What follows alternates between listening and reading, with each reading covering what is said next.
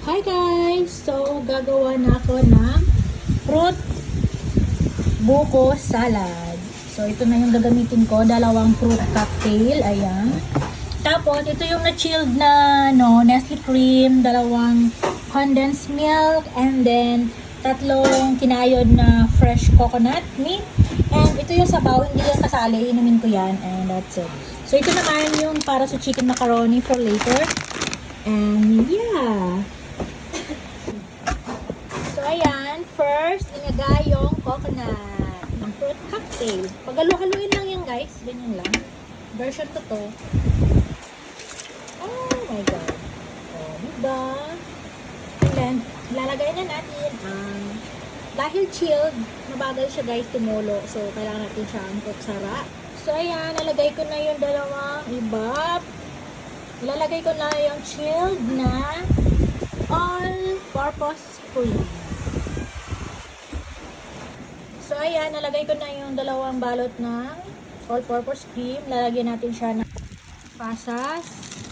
And then, maglalagay tayo ng konting ibap para, ano siya, medyo may juicy. Ayan, lagyan natin para ano siya, masabaw. Hindi siya masyadong dry. Kalahati lang ito. Ayan. And then, that's it. Halu-haluin lang siya. Ayan. And then, isasalin natin siya sa magandang Tupperware. And that's it. Bawal kainin. Sa New Year pa pwedeng kainin. Tikman lang. Tikman. Oh, diba? Dalawang cocktail lang yan, guys. Tapos, ano, tatlong buko. Kaya parang maliit na yung buko. Kunti lang laman. So, ayan, ready na siya. Pero maglalagay ako, guys, ng konting hiniwa na egg and cheese para mas malasa. Ito siya ng cheese. And then, halo-halo yun. That's it.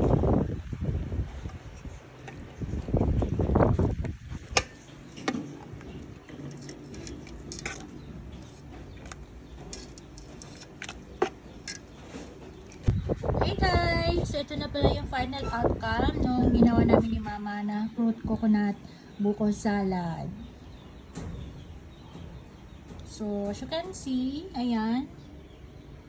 Naglagay ako ng cheese on the top para mas malasa at creamier. And then, that's it. Wala siyang anything. Kung ano pinakita ko kanina, yun lang yung kanyang ingredients. And look! Sarap!